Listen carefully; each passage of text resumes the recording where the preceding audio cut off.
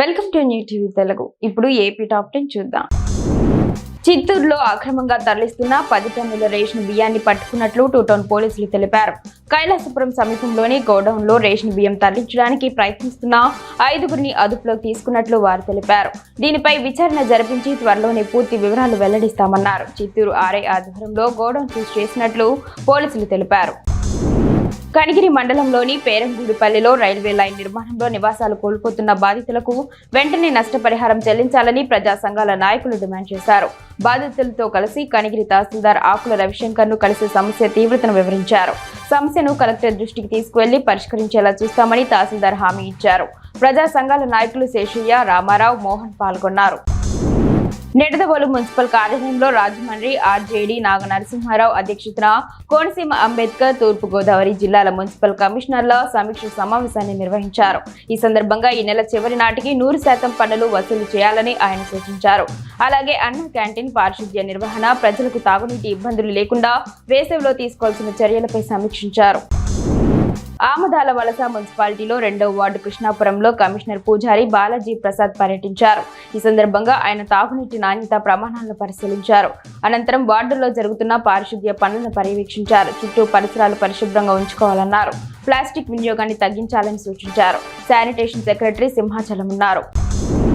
నిడదవోలు మండలంలోని తిమ్మరాజుపాలెం గ్రామంలో ఉన్న శ్రీకోట సత్యమ్మ అమ్మవారికి యుఎస్ఏకు చెందిన కాళ్ళకూరి కృష్ణ ప్రకాష్ 1,116 రూపాయల విరాళాన్ని అందజేశారు. ఈ సందర్భంగా ఆలయ అధికారులు దాతలను అభినందించారు. ఈ కార్యక్రమంలో ఆలయ సహాయ commissioner Hari Suryaprakash, founder family member Devulapalli Ravishankar తదితరులు పాల్గొన్నారు.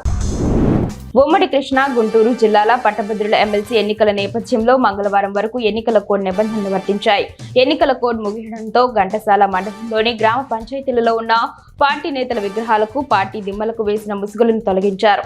ఘంటసాల మండల పరిషత్ అభివృద్ధి అధికారి సుబ్బారావు పర్యవేక్షణలో పంచాయతీ సిబ్బంది ముసుగులు తొలగిస్తున్నారు. అరకు లోయ మన్యంలో పొగమంచు తీవ్రత కొనసాగుతోంది. వేకువజాము నుంచి ఉదయం వరకు పొగమంచు కమ్ముకొని దట్టంగా మంచు కురుస్తోంది. రహదారులు కనిపించక వాహనదారులు హెడ్లైట్లు వేసుకుని రాకపోకలు కొనసాగిస్తున్నారు. మార్చి నెలలో కూడా రోజు రోజుకు చలితో కూడిన దట్టమైన మంచు కురుస్తూ ఉండడంతో ఉదయం పూట వ్యవసాయ పనులకు వెళ్లే కూలీలు, పాఠశాలలకు వెళ్లే విద్యార్థులు, వివిధ విధులకు వెళ్లే ఉద్యోగులు ఇబ్బందులు ఎదుర్కొంటున్నారు.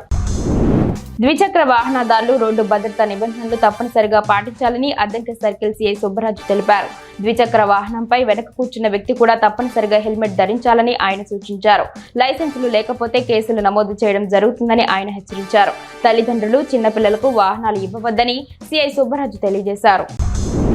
అనంతపురం జిల్లా గుత్తి పట్టణంలో ఈ నెల 8న జరగనున్న జాతీయ లోక్ అదాలత్ ని జయప్రదం చేయాలని senior civil judge Kashi Vishwanathachari తెలిపారు. గుత్తిలోని ఏడీజే కోర్టు హాల్లో వివిధ శాఖల అధికారులతో సమావేశం నిర్వహించారు. ఈ సందర్భంగా ఆయన మాట్లాడుతూ రాజీకి అవకాశం ఉన్న అన్ని కేసులను పరిష్కరించడానికి చర్యలు తీసుకోవాలన్నారు. జిల్లాలో మాదక ద్రవ్యాలు, మత్తు పదార్థాల నివారణకు ప్రతి ఒక్కరికి అవగాహన కల్పించడమే ఏకైక మార్గమని జిల్లా కలెక్టర్ అంబేద్కర్ స్పష్టం చేశారు. డ్రగ్స్ వినియోగం వల్ల కలిగే దుష్ఫలితాలను, దుష్పరిణామాలను పెద్ద ఎత్తున వివరించడమే కాకుండా జిల్లాలో పూర్తి స్థాయి నియంత్రణకు కట్టుదిట్టమైన కఠినమైన చర్యలు తీసుకోవాలని ఆదేశించారు. జిల్లా స్థాయి నార్కోటిక్స్ కమిటీ సమావేశం కలెక్టరేట్లో నిర్వహించారు.